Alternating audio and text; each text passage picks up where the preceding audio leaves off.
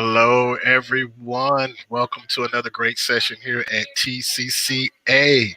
If you're just joining us, welcome to the evening sessions. If you've been with us all day, hey, thanks for sticking around and getting this knowledge that we're dropping all day to help out our teachers across the country and across the world. We got 44 states and 22 different countries coming in to learn about how they can help kids become awesome students in the classroom and productive adults, right?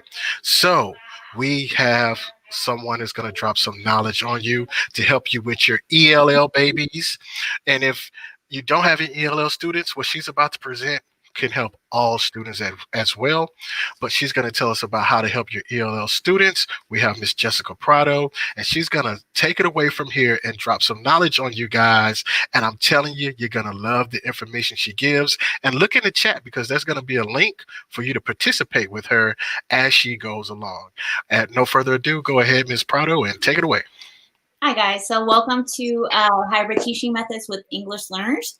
My name is Jessica Prado. I am a graduate of bilingual education from the University of Texas at Austin, so hook 'em horns. I have also obtained a master's in educational technology from Texas A&M, and I'm currently a 5th grade bilingual teacher at Klein ISD, working as, well, departmentalized with ELA, SLA, and social studies. And we've are going to talk about a couple methods that you can use to incorporate your English learners, right? And then also your face-to-face students, and then your students who are virtual. In Klein, especially my campus, I have about 13 face-to-face students. And then I also have, my partner also has 13 students in her room, approximately 13. And then the rest are online. So how do we get to teach, have to accommodate, right? We also have students who are SPED. We have students who are GT. We have students who are newcomers, don't speak a lick of English. We have students who have been raised and lived and raised here and, are still in the bilingual program, in our transitional bilingual program. So how can we accommodate that plus add hybrid teaching methods? Hi, Miss Sandra. So while we're waiting, so my amazing host, Jose, has dropped the link so that you can participate with us. I'm going to be using an app called ClassKick, which is an amazing program. If you haven't already heard of it, we're going to explore a lot of it today. And at the end of the presentation, make sure you're paying attention because I will drop a mystery question and you guys will see who can answer it the fastest and get a free pro account for ClassKick today. So go ahead and click on the link and you should be seeing what I'm seeing on my screen. Now, for those that have no idea what this is, this ClassKick is a website, it's a program where you can see what students are doing in real time. Kind of like similar to Nearpod, similar to Pear Deck, where you can kind of control what the students are doing. But in this situation, students can actually leave feedback, audio feedback. They can write and read, and you're seeing it as it's happening. You can upload worksheets, PDFs, and it'll easily convert them into pictures for you. You can also give personalized feedback to your student, as you see here. So if you guys can, if you see this toolbar at the top, text, you can use lines, links, photos. We're going to be using the audio tool, which is super powerful for our students, especially here in Texas, because as we know, we take this end of the year exam. It's called a TELPAS, where the students are evaluated for their English proficiency in reading, writing, listening, and speaking. This audio tool is super important for that because, which is what kind of separates ClassKick from the rest and why I've been such a heavy promoter and user of it, that you can easily click on it. You're going to click on Start Recording. And if you haven't already, it's going to ask you for permission to use with your computer. And when you start recording, you're going to use the sentence stems that I provided here. So please use the microphone, the audio button to record yourself. So I'm going to say, my name is Jessica Prado, and my job is to teach 5th graders. My school district Klein uses Schoology. That's our LMS. I'm going to go ahead and stop and save it. And it's going to leave as like a little, how do I say, a little text box where you can move to anywhere you want and drop it there. Now, for some students, depending on how young they are, you might want to have a designated place where they drop their recording. And so then this is where, as a teacher, I can go ahead and just add in like a little square like please, or a little text like please move your recording here.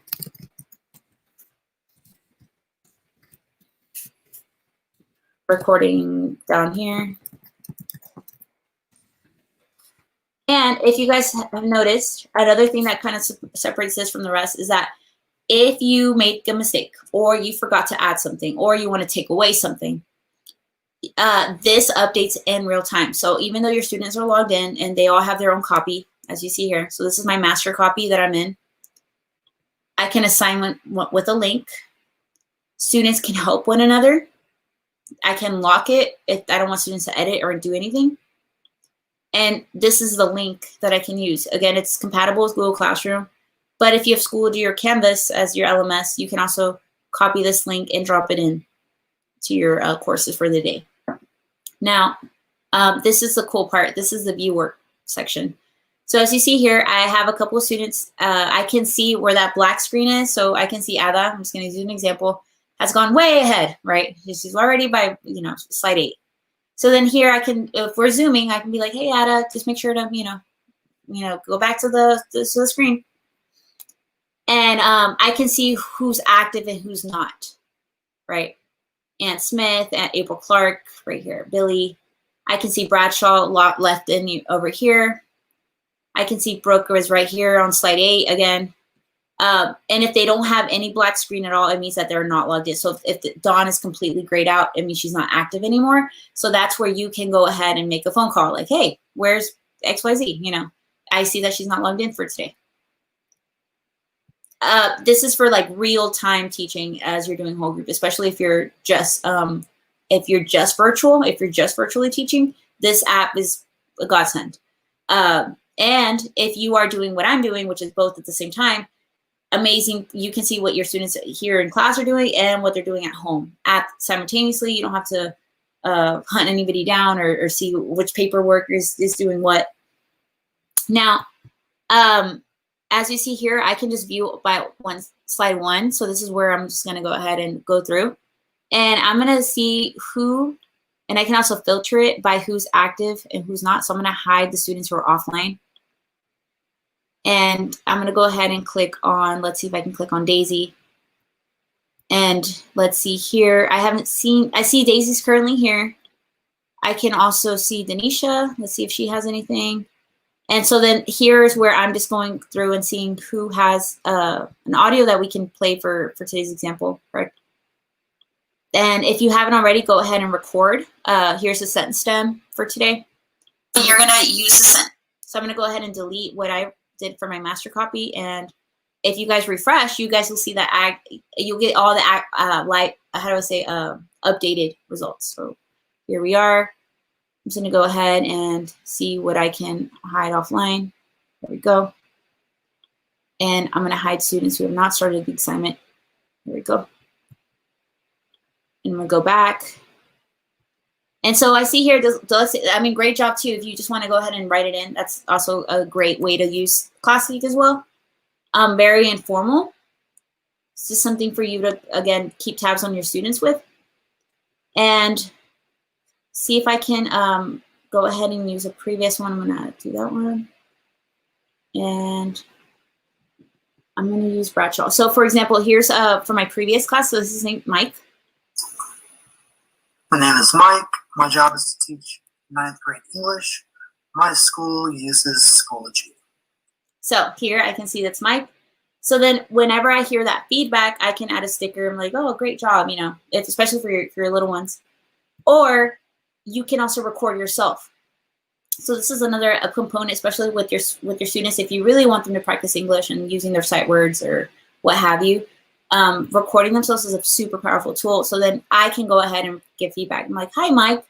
So great knowing that you are using Schoology and that you're here. Thank you so much for attending. I put stop and save. And now Mike, and this is only for Mike, right? Nobody else can see it. It's just me and him. great way, right? So as you guys can see, that's just one component.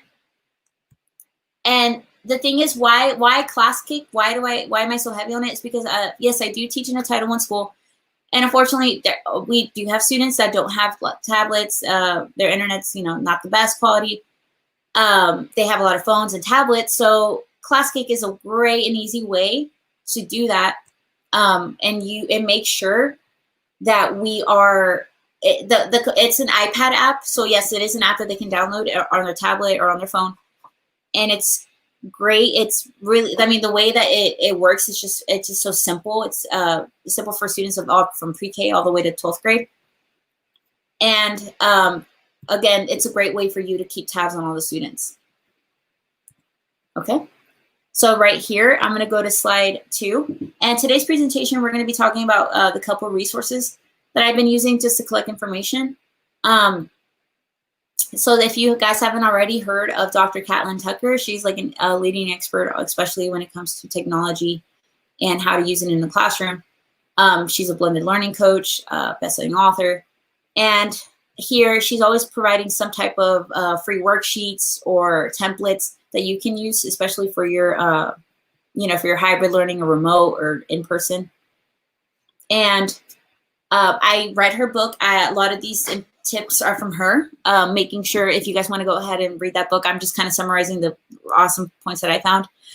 And when it comes to ELL or experts and you want digital resources, Esther Park is Ms. Parkenstein, a great person. I love using her blog, and also she also tweets out free templates for everybody. For here, she also has some ideas that you can do. So if you have group work, presentation, sentence stems, of course, right, are big thing. Another person that I would recommend following, it would be Valentina Gonzalez. Again, super amazing person. The way that she makes infographics and something that, why should we wait? This is an example right here. Why is it that we should wait? What's the best process students need to translate? It just gives you that kind of reiterating all the things that we do know, but just making it in a nice and easy to understand format. Again, a great Twitter account to follow. edtedbooks.org has a great article on why we should teach or how we should teach in a hybrid flexible class. And then also I wanted to include this infographic by Wendy322 and by the ESL team of this high school that she partnered up with. And here's some tips and tricks to engage your ELs, right? First, you wanted to provide some timelines, always making sure you have a routine schedule, who, what, where, when, and making sure that students know your details. What are you talking for that day? What are your points? Having them reiterate. Number 2, making sure that your questions are varied. You have some for the very basic to very complex. 3, sentence frames, sentence stems, super powerful, making sure you're including that in almost every assignment that you have, or at least have them posted somewhere so the students can rely on. And chunking, making sure that you're not overwhelming your students or yourself. You're not trying to, whatever you do, you're trying to squeeze as much as you can out of them. And truly making sure that you're emphasizing the key objectives. With just a little paragraph, you can definitely make it into a whole lesson, right? Especially when it comes to technology teaching. It takes a lot longer to teach online. So if you just included one little article, one paragraph, that would be more than enough. And visuals, now that we are digital, a pro is that you can use any type of virtual field trips, photos, imagery, closed captions, transcripting, drawing images, photos, videos. Be super heavy in that, especially if you do teach ELs, if you have students who are ELs. And integrating them. This is, I thought was a very important point is, for here in Texas, we have a lot of students who are speaking Spanish. And it's true. Like I have students that they just don't mesh, right? So we have to build that sense of community and understand, and maybe your students who know English and you partner them up with a student who knows majority Spanish. Why is it that you're partnering, telling them why you're doing this? Because you want them to help, because you're such a great student, and I really need you to support, XYZ. Building collaborative, games, group games, as much as you can. giving them times to discuss or comment on each other's work is super important as well. If you guys can join me on slide 3. And I'm going to go ahead and go into my master. So going hybrid. In this situation, we are talking, and this is my situation currently, and I know this is reflective of a lot of my colleagues here. You have students Zooming in all day with you or at certain times of the day, and you have students who are face-to-face with you. Now, as I previously said, I have about 13. My partner has about 13, and we have the rest online. We were struggling to figure out a way to do this in a way that we could give attention to everybody, and then that we didn't feel so overwhelmed. So first of all, we figured out, we researched, we found some ways, and we asked about that small group is the best way to do this process, right? Designating days for whole group instruction, like you're live streaming your lesson, you're making sure that the students have access to it after, if they're not in the Zoom at that moment, but maybe you recorded it and you can just post it so they can watch it at a later time. Then you also have small group days. If Monday you taught your whole group lesson, then Tuesday is just small group, and the rest of the students are working on activities by themselves, and you're working one-on-one with those students, and then rotate them out. And for here, we're going to go ahead, if you can click on this article, it says here that we are, this is from Catlin Tucker, that this is a lesson plan template that you can use. Again, free, amazing person. And I love how she's always trying to do the best for us, right? How much should you have in your day-to-day lessons, right? Especially when it comes to Schoology or LMS like Canvas, you have certain activities that you have to do for the day, right? And usually you start out with the warm-up, if I can zoom in, asking them vocabulary, formulas, procedures, something to encourage, what did we learn from yesterday, right? While they're doing that, you can take attendance, making sure who's there, who's not, calling parents to see what's going on, double checking. So those 10, 15 minutes are a great way for you to catch up. Here, it's about 15 minutes of chunking. So while your students are online and your students are in person, you're giving them time to either do breakout groups, you're giving them new information. You can pop in of those breakout rooms, ask questions. What are we learning today? So this is my read aloud for today, right? We're learning XYZ. Giving them the chance to, maybe if you have a discussion board going, that they can comment on each other's work, a turn and talk. Afterwards, we all know this process. I do, we do, you do. I lead the lesson. We do it one together, and then they go by themselves. And then here, if you have the time, making sure that you're setting those mixed skill level groups, high with the low, a low with the high, or with the middle student. So that way they have that support to lift them up. And of course, an exit ticket, Kahoot. They love, oh my gosh, they are amazing for Kahoot. And then here she goes way into more detail about what each one goes. So I would definitely recommend reading this article and how to separate your groups by either by skill or by their grades or whatever that you need them to work with, right? So again, this is amazing. I would definitely, if you're struggling to organize your lessons for the day, especially because when it comes to hybrid, making sure that you're not doing too much nor too little. And this is how mine looks like. This is my Schoology. So I included this quick screenshot, but I'm going to go ahead and log into mine. So this is my Schoology. If you see here, we have my assignments, and we also have my upcoming, we have our assignments for the kids. And I'm going to go into my practice course or my reading course.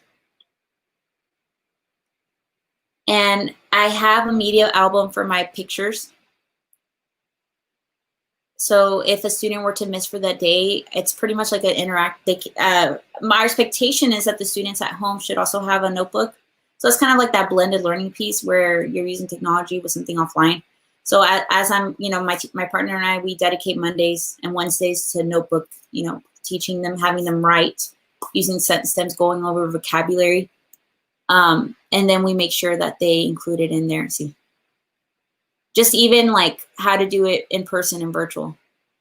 See, then we also have their weekly folder. Oh, excuse me. Sorry.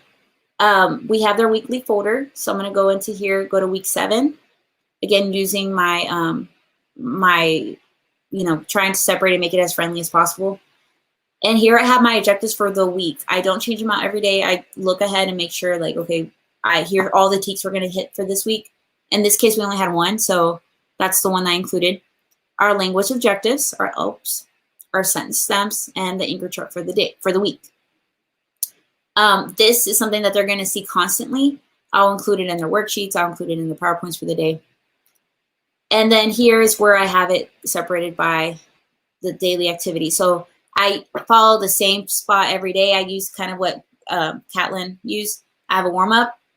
I have the read aloud with the question discussion prompt. I have a vocabulary video that we watch all together. I do, right? We do one together in Class Kick. And then after they're done, they are going to be, they have a list of activities that they can do after they finish. So here's what to do next, or they can go on to the writing folder for the day or social studies. Super simple, not too much, not too little. It's more than enough. See, I translate it because I do have a group of students who are newcomers and they still struggle with, reading the basic English. So for the meantime, I'm translating, but I am also providing sentences for my other students. And again, this is just me using my LMS. Does not have to be super complicated. Here, we're going to go to slide 4. And our schedule. So how does this work, right? Now for this situation, my partner and I, there's no right and wrong as to how to do hybrid teaching, right? This is completely new. No one has done this before ever, right? And it's a time of experimenting. We should be almost done with our first quarter. You guys know your students by now. You guys know what they're capable of, if they're willing to do it or not. And this is a great way to pivot, right? To make sure what things I can do. Now, my partner and I, we tried to do it where she taught math and science in the morning, and then I taught ELA in the afternoon, like we normally do, right? And then we switch, and then I teach it again. She teaches it again. Now, it is so difficult to do it when it's just by yourself and you're the troubleshooter, you're the moderator, and you're the teacher, right? And not to mention supervisor, making sure students are actually doing what they're supposed to do. So we came up with a way, she and I, to partner up and teach like as if we would be in a self-contained classroom. So here the students are hyperlinked Monday, Tuesday, Wednesday, Thursday, and we have one single Zoom for the day. So in our homeroom, we have it to where here's our schedule, and the students click on that for the day. And here is what we've clicked. As you see here, the kids click on Monday. And then this is hyperlinked to the Zoom, so we'll open up for them. And again, it's just one single Zoom for the whole day.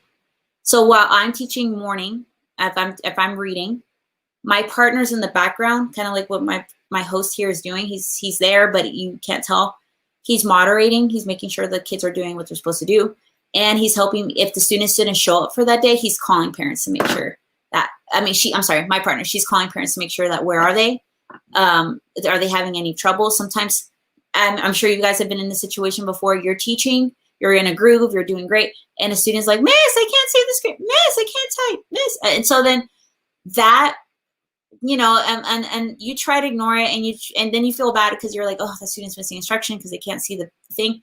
So that's where my partner comes in and takes that student into a breakout room, fixes whatever they have to do, and then sends them back into the main session. I don't get interrupted, and she can continue, monitoring what I'm doing, what she needs to do.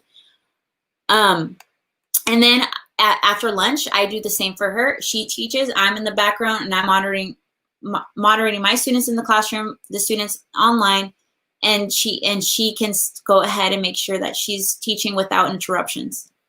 So again, that's just one way of how we came up with our schedule, what worked for us, because she and I can be very in sync. There are some days where I go overboard and I teach a little bit too much social studies, so the next day I give her that time for math, and it happens, but that's that's the beauty of this, especially because we're interrupted by tests all the time, and the nurse had this going on, and this, we have to get to this event and this picture day.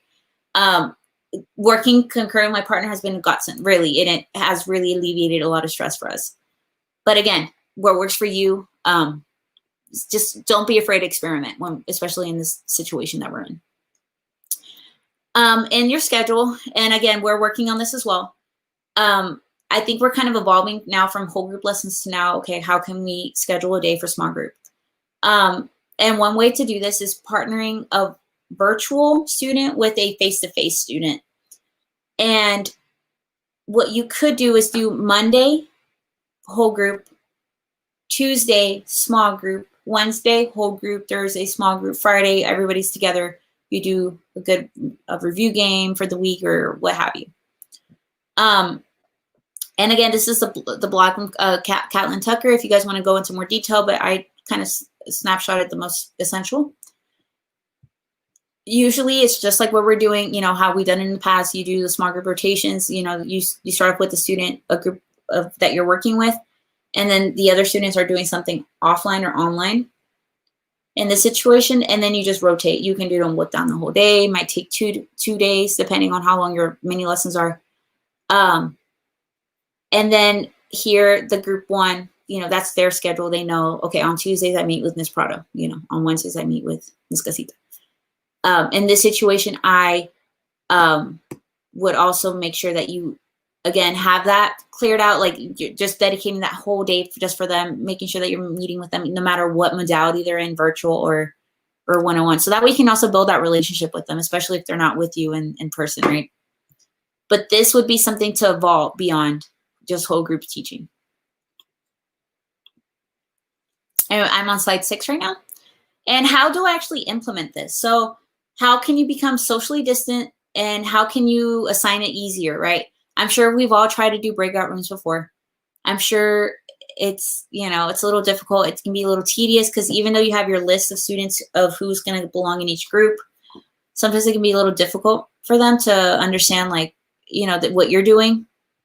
So first and foremost is figuring out who and how you're going to group them. We group them by an incline. We do MAP testing. So we got their scores, and depending on the scores that they got, we kind of match them with like a mixed skill group. So a higher student with a medium student and a lower student with a medium, you know, within the group. So there's 9 total groups here. The Hulk, Spider-Man, Thor, Captain America, Iron Man, Scarlet Witch, Captain Marvel, Gamora, and Black Widow. We went with the theme, right? And for my personal classroom, it is Pokemon. So I did it by Pokemon, and my math partner did it by superhero.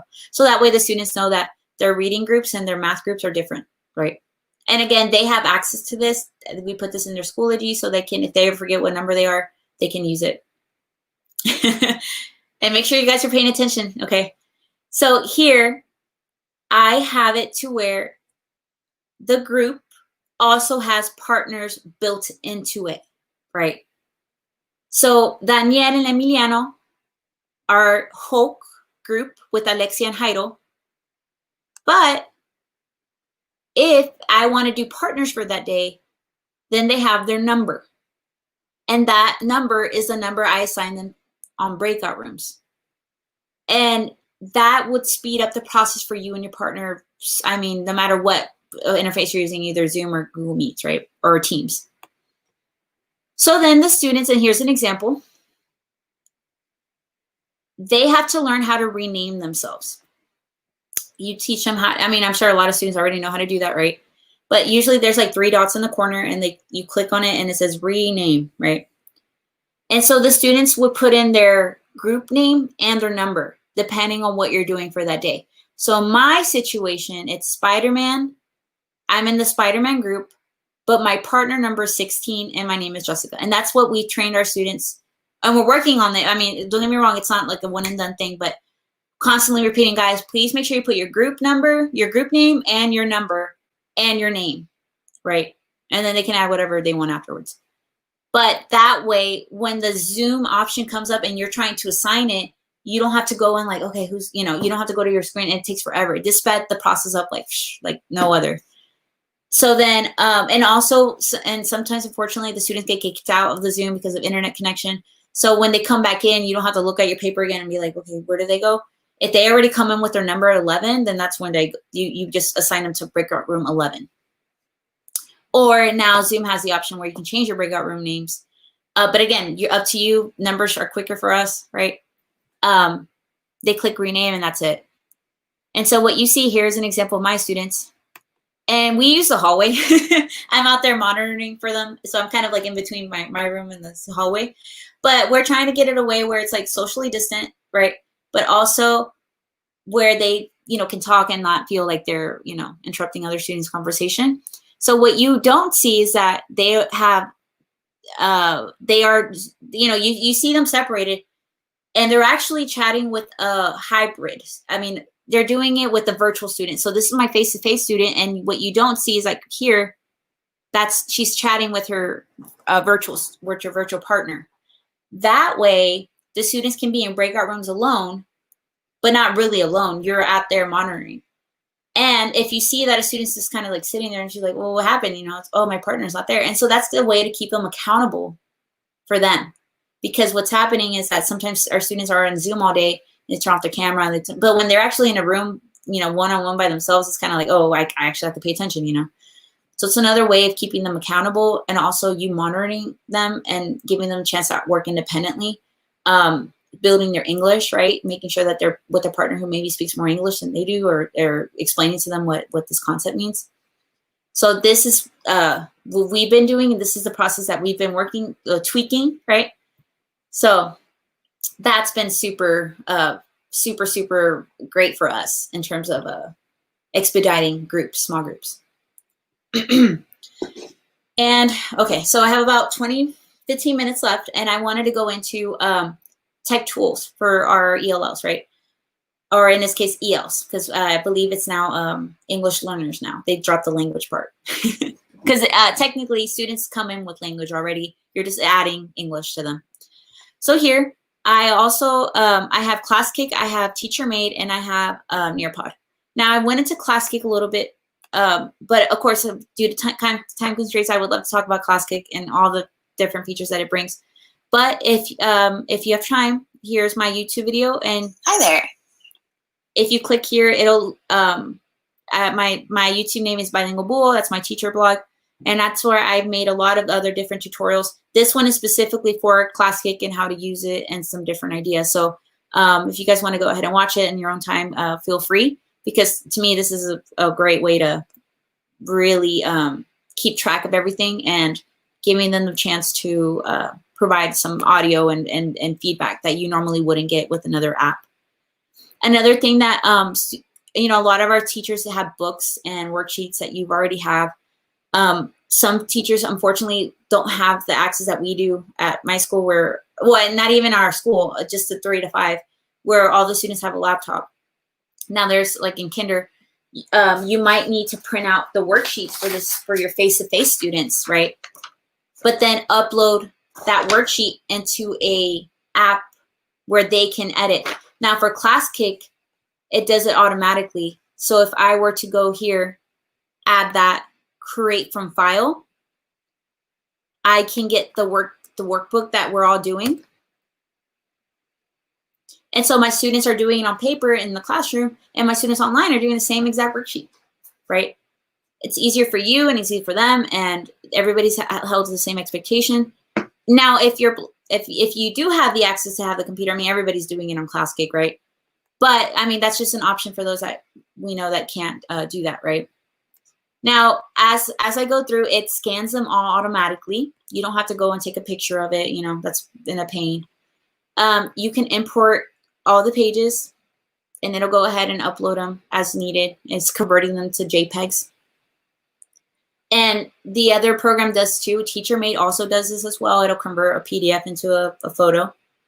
And so while it's converting it, it's scanning all of them. It's putting them on each page on a different slide so that you don't have to do that process. And you can delete the pages that you don't want the students to add.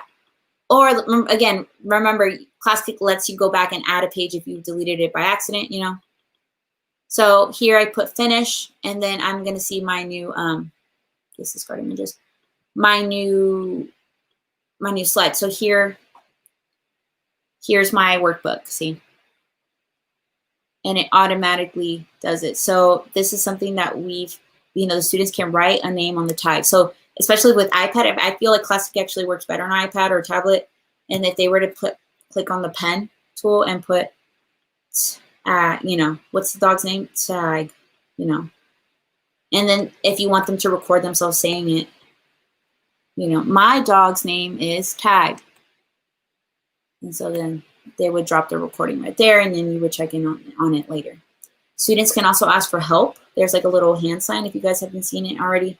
Yellow means help. Green means please check me.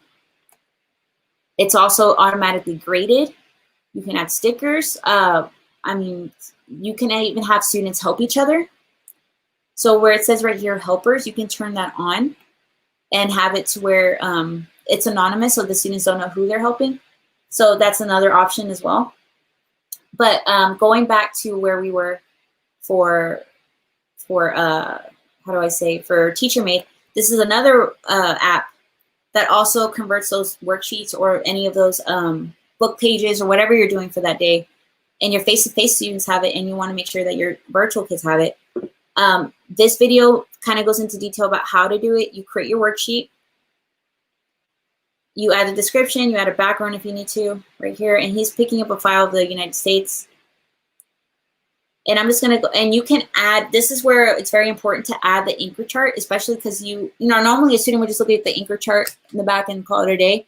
But since you have virtual students, how do they have access to that anchor chart? And that's where you can accommodate. Here's where you can add, if you add text, you can add the sentence stems. You can add oral accommodation. You can record yourself reading the directions. You can add the picture of the anchor chart, right? Things for my students to do. And you can even add it to where it's graded automatically. So here he's adding fill in the blank. He's adding a multiple choice section. So let's see how he does this part. And I'm now just going to line those up right over my existing choices that were previously on my worksheet. And I'm going to select transparent there if I want to not have white space around it. So there it is. And so students will click on the choice that they want to make. Now down here with this picture that I have in my PDF, I'm going to... So then here, okay, you can, again, customize it as needed. I mean, you do have to do this ahead of time, right? But once you do, it's saved for forever. And again, that's another way of making sure that your face-to-face are doing the same thing as your virtual. No one's getting more instruction than the other. And then you can also be relaxed, right? There's some things that happen, but for the most part, it's one or two things that you can edit. Again, both of these are compatible with Google Classroom, Schoology, and Canvas. And the last one I want to go into is Nearpod, and specifically into Nearpod EL, their EL part program that they've initiated. This is a paid app, but this is something that if you already have Nearpod provided by your district and you need this specifically like the EL component, then you can definitely, that's just an email away, and making sure that you're advocating for your principal why you need this and that it has this and that. And so then just knowing about it and just making requests. I know our multilingual department, provided it after it was requested, and it's just a matter of knowing what's out there and making sure. I know BrainPop also has an EL component as well. They have curriculum, especially for the students who are newcomers and you don't know what to do with them. This is it.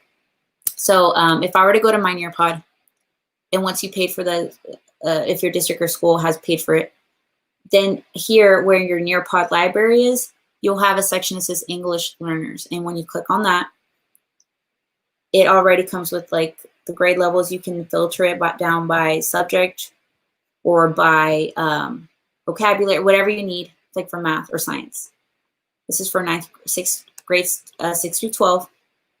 I can preview it, edit it, and making sure that it's not, there we go, that you are not, that they already have all the pre-made lessons for you. You can edit it to your liking. If you want to take a couple slides, you can. But again, this is just another resources. I love it for teaching, but when I want students to actually submit work to me, I want them to use ClassCake or TeacherMate. And again, it's informal. Doesn't have to be like super, like it's going to be for grade. It's mainly for my records, right? And just making sure, we've learned a lot today. don't feel like you need to use it all in one day, right? Pick the 3 to 5 that you love consistently and just slowly introduce it. Pick a tool that you love. Maybe just use ClassKick for the 1 quarter, right? And then your next quarter, like, okay, well, I'm going to introduce, Buncee, or I'm going to introduce Flipgrid. Take advantage of your LMS, especially if you have Schoology and Canvas, because you can pre-make your folders ahead of time, and you can use their discussion boards and their audio recordings, right? If Schoology and Canvas already have it, then no need to go and add another app, right? Because you want to make sure that the students are putting as much. I mean, your district paid for it. Might as well utilize it to the best that you can, and streamlining it, making sure that your students on face-to-face are doing pretty much the same thing that they're doing, so that everybody's getting the same instruction and nobody's on different pages. Use those TELPAS scores. How to make my groups. One of my amazing EL coordinator at my school printed out a list the other day and was like, hey, this student needs a lot of help with speaking. And I said, what? This student's a Z, reading level Z. And she's like, yeah, but there's something going on with her not talking. Like, she doesn't want to talk. She gets her microphone, she freezes. And that's why they categorize her as a level 2 in speaking, even though she's brilliant. So here, what kind of students do you see here, right? And the heaviest area is always writing. Right here, see, writing. All these kids are beginners, even though they were probably raised here. So this is a clear, like, okay, so my students for this class, I need to do a lot of writing activities and I need some speaking. This student, I don't understand why they're getting beginning. They're not a newcomer, These two are newcomers. So again, look at the data first before making your groups and seeing what their STAR scores are and their TELPAS score, and see if there's a match or correlation, right? Especially if you're doing ELs, if you have ELs in your room. Another ideas before we finish is, again, using vocabulary. Anytime you do a read aloud or you're going to start a new lesson, Quizlet is great for that. Or a Kahoot, just a quick, easy way to get their attention and be like, guys, today's a vocabulary for today. We're learning about Tiger King, and they play the start game. And Quizlet already has a lot of pre-made stuff already that you don't even have to make. You can just add the link, call it a day. Learning it, right? Then after they learned it or spell it or test it, you can play match or gravity. But vocabulary is super important. I know I struggle remembering it. And it's something that I put on my personal list. I'm like, okay, this is something I need to work with. I need to add more vocabulary for my students. Flipgrid, of course. Flipgrid has a lot of pre-made prompts now that go with different books that you might be reading. And graphic organizers, never forgetting the power of a graphic organizer. I'm including a sweet story of one of my students of a scary moment that they had. And it also gets you to know them and also their tendencies. Maybe like in her situation, she might be a 2 in writing. And I'm like, why? This having them do a graphic organizer just to kind of outline and giving them a minimum. I know you're not, if I don't put minimums, the students will literally write a word. So I have to put at least 2 sentences, at least 3, at least 4. And then that gives me some substance to work with, because I can't work with a word, but I can do something with the paragraph, right? Again, please don't undermine, the power of a great graphic organizer. And I just want to thank you so much, guys, for today. Jose is going to go ahead and take it from here. So again, I hope you guys were blessed to get those jewels that she just dropped on you guys. So I hope you're paying attention. There was a time where I put across the video, pay attention, guys. And the reason I did that is because, go ahead and tell the folks what you got for a lucky winner today. So as a thank you, ClassKick has been so generous to give me 2 ClassKicks. I already gave one out away in from a lucky teacher from Galena Park. And I'm going to go ahead and give away a free ClassKick Pro account to y'all, which will give you access to more than just 20 active assignments and the ability for your students to save their work within ClassKick. Because with the free version, you can only save up to 20 active, and you can't, and the students, it's kind of like a one and done deal. Once they've logged in, they can't really save their work. So, but with ClassKick Pro, you can. So go ahead, Jose, what is the... So this is for a subscription to ClassKick Pro. which is what she just went over.